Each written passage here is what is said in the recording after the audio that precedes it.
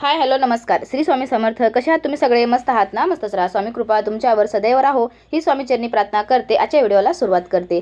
जसं की तुम्हाला माहीतच आहे, आपल्या थंबनेलवरून तुम्हाला कळलंच असेल की आजचा व्हिडिओ काय आहे. तर आजचा व्हिडिओ असा आहे की स्वामी पुण्यतिथी कधी आपल्याला साजरी करायची आहे, कोणत्या दिवशी राहणार आहे, वार कोणता राहणार आहे आणि त्या दिवशी आपल्याला दिवसभरात कोणत्या आपल्याला सेवा करायची आहे त्याबद्दलच आपण या व्हिडिओमध्ये पाहणार आहोत.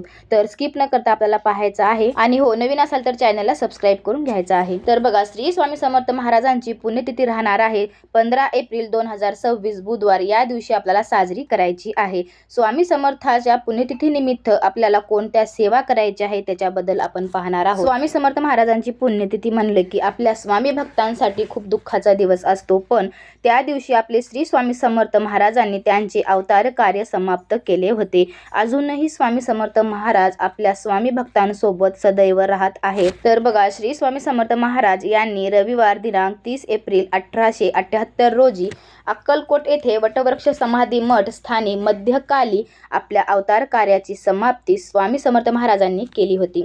श्री स्वामी समर्थ यांना त्यांचे परमशिष्य चोळप्पा महाराज यांच्या निवासस्थानाजवळ समाधीस्थ करण्यात आले आहेत. तर स्वामींनी इसवी सन 1878 मध्ये त्यांचे अवतार कार्य संपले जरी असले तरी स्वामी समर्थ महाराज आज देखील आपल्या पाठीशी सतत राहून वेळोवेळी संकटात आपल्याला मदत करत असतात आणि त्यांच्याच मार्गदर्शनावर आपण स्वामी भक्त चालत असतो. म्हणूनच सर्व स्वामी भक्तांनी आपण या दिवशी प्रेमाने भक्तिभावाने स्वामीची सेवा आपल्याला करायची आहे. तर आपण कोणत्या सेवा आपल्याला करायच्या आहेत दिवसभरामध्ये तेच मी तुम्हाला सांगणार आहे. तर आपल्याला स्वामी समर्थ महाराजांच्या पुण्यतिथीच्या दिवशी सकाळी म्हणजेच 15 एप्रिलच्या दिवशी सकाळी लवकर उठून शुचिर्भूत होऊन आपल्याला स्वामी महाराजांची सेवा करायला घ्यायची आहे. तर सर्वप्रथम आपल्याला सेवा करायची ती म्हणजे आपल्या घरातली स्वच्छता आणि आपल्या मनाची स्वच्छता. आपल्या उंबरट्यावर छान असं हळदीचं लेपन, उंबरट्याची पूजा आपल्याला करून घ्यायची आहे आणि आपल्या घरातलं जे काय आपलं रोजचं कार्य आहे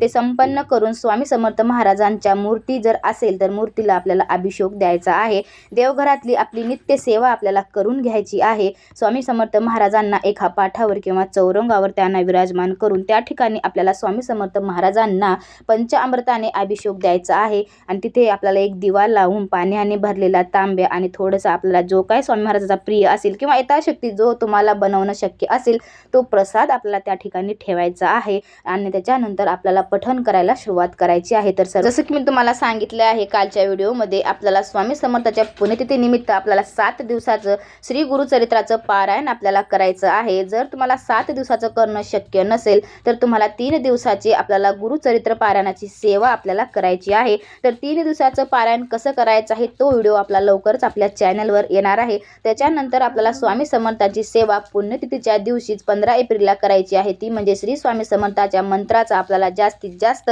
आपल्याला जप करायचा आहे. तुम्ही 11 माळी करू शकता, तुम्ही 1 माळ करू शकता, जसं तुम्हाला शक्य असेल तेवढ्या माळी आपल्याला जप करायचे आहे. ज्या ताई जॉबवाले आहेत त्यांना होत नाही त्यांनी आपल्या मुखामध्ये नामस्मरण दिवसभर ठेवायचं आहे. हातात माळ घेऊन जप केल्याने जप केला होत नाही तर दिवसभर आपलं जे काही कार्य आहे ते कार्य करत करत श्री स्वामी समर्थ, श्री स्वामी समर्थ असा मंत्र जप आपल्या मुखामध्ये सदैव दिवसभर आपल्याला ठेवायचा आहे. आणि श्री स्वामी चरित्र सारामृताचा जो ग्रंथ आहे त्या ग्रंथाचं वाचन आपल्याला दिवसभरात पूर्ण 21 अध्याय कंप्लीट करायचे आहेत. जर तुम्हाला 7 दिवसाचं पारायण करायचं असेल तर तुम्ही करू शकता. 9 तारखेपासून ते तुम्हाला 15 तारखेपर्यंत श्री चरित्र सारामृत या ग्रंथाचं तुम्ही पारायण 7 दिवसीय करू शकता. किंवा जर होत नसेल तर तुम्ही पुण्यतिथीच्या दिवशी तुम्हाला ग्रंथाचं पठण करायचं आहे. 1 पासून ते 21 अध्याय आपल्याला कंप्लीट करायचे आहेत, कारण हा ग्रंथ खूप फलदायी ठरणार आहे आणि या ग्रंथातून खूप जणांचे संकट पण दूर झालेले आहेत, मनोकामना पूर्ण झालेल्या आहेत. आणि त्या दिवशी आपल्याला गरजू लोकांना अन्नदान करायचं आहे. जे काय तुम्हाला करणं शक्य आहे तो तुम्हाला अन्नदान किंवा जो काही गरजू लोक आहेत त्यांच्या गरजेनुसार तुम्हाला जे दान करणं शक्य होईल ते तुम्हाला दान करायचं आहे. आणि त्या दिवशी आपल्याला तारक मंत्र आपल्याला जपायचा आहे. तारक मंत्र हा कोणतेही संकट आल्यास स्वामींचा हा अद्भुत निराळा तारक मंत्र आपल्याला खूप उपयोगी पडत असतो. म्हणून आपला तारक मंत्र आपल्याला त्या दिवशी 11 वेळेस म्हणा, तुम्ही 1 वेळेस म्हणा, तुम्हाला जेवढं म्हणणं शक्य होईल दिवसभरामध्ये जेवढा तुम्हाला वेळ मिळेल त्या वेळेनुसार तुम्हाला हा मंत्र जपायचा आहे. आणि हो, केंद्रामध्ये जायला विसरायचं नाही. त्या दिवशी आवर्जून आपल्याला वेळेतला वेळ काढून आपण केंद्रात जाऊन, मठात जाऊन श्री स्वामी समर्थाचं दर्शन आपल्याला घेऊन यायचं आहे. श्री स्वामी समर्थ पुण्यतिथीनिमित्त स्वामीचे नामस्मरण, मंत्र, जप, स्तोत्राचे पठण आणि श्रवण करायचंच आहे.